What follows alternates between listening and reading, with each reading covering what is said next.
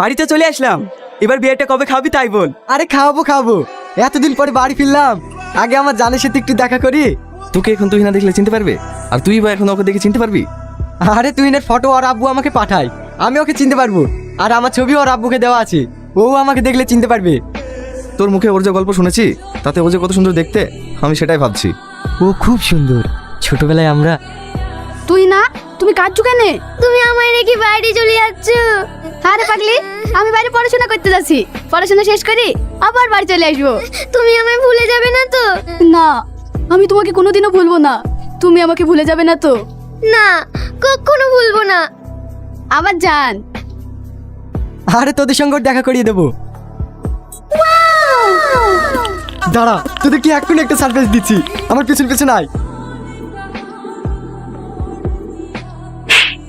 তোর এত বড় স্পর্ধা, তুই আমার গায়ে টাচ করিস? তুমি আমাকে চিনতে পারছো না? আমি রিয়াজ।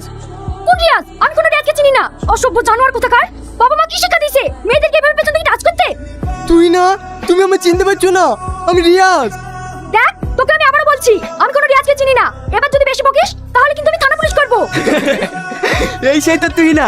বাহ, দারুণ সারপ্রাইজ দিলি, আমরা চোখের সামনে দেখে নিলাম তোর সেই ভালোবাসার গল্প। ভালো আছে বাবা জীবন, আমি তোমার আসার খবর পেয়ে ছুটি চলে এসেছি। আমি আপনার বাবা জীবন না, মুখ সামনে কথা বলবেন। এমন বলছো কেন বাপ? আপনার মেয়ে আমাকে অপমান করেছে, আমায় ছোট করেছে। আমি আপনাদের কাউকে চিনি না, বেরিয়ে যান এই বাড়ি থেকে, কোনোদিন এই বাড়িতে পা দেবেন না। আপনার মেয়ে আমায় অস্বীকার করেছে, আমায় ছোট করেছে, আমায় গালি দিয়েছে। তাই আমি আপনাদের সঙ্গে কোনো সম্পর্ক রাখতে চাই না। আর আপনি এই বাড়িতে কোনোদিন আসবেন না, নাহলে আপনার ঘাড় ধাক্কা দিয়ে বাড়ি থেকে বার করে দিতে বাধ্য হবো। স্যার, একটা মেয়ে এসেছে, আপনার সঙ্গে দেখা করবে বলছে। ঠিক আছে, ভিতরে পাঠাও। Okay sir. তুমি এখানে কি মনে করে? তোমার সাথে দরকার আছে তাই। আমার তোমার সাথে কোনো দরকার নেই। কিন্তু আমার আছে, আমি তোমার কাছে ক্ষমা চাইতে এসেছি।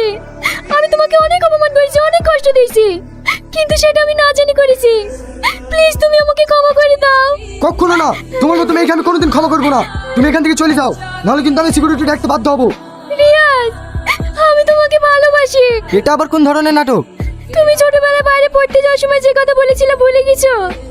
আমি তোমায় ভালোবাসি রিয়াজ। আমি বিশ্বাস করি না, তুমি সেদিন আমার বন্ধুদের সামনে অনেক অপমান করেছো। তুমি আমায় ভালোবাসলে এটা কখনোই করতে পারতে না। তোমার সাথে যেটা আমি করেছি না চিনতে পেরে করেছি। যখন আমি আব্বুর মুখে তোমার পরিচয় জানতে পারলাম, তখন থেকে শুধু আমি অনুশোচনায় ভুগছি। তাই তুমি আমাকে যা সাজা দিয়ে দাও, তবে আমায় তুমি ফিরিয়ে দিও না। সত্যি আমি তোমায় ভালোবাসি। চুপ করো, ভালোবাসি কথাটা তোমার মুখে মানায় না। তুমি এখান থেকে এক্ষুনি বেরিয়ে যাও। সিকিউরিটি, এই মেয়েটাকে এক্ষুনি আমার অফিস থেকে বার করে দাও। চলুন চলুন।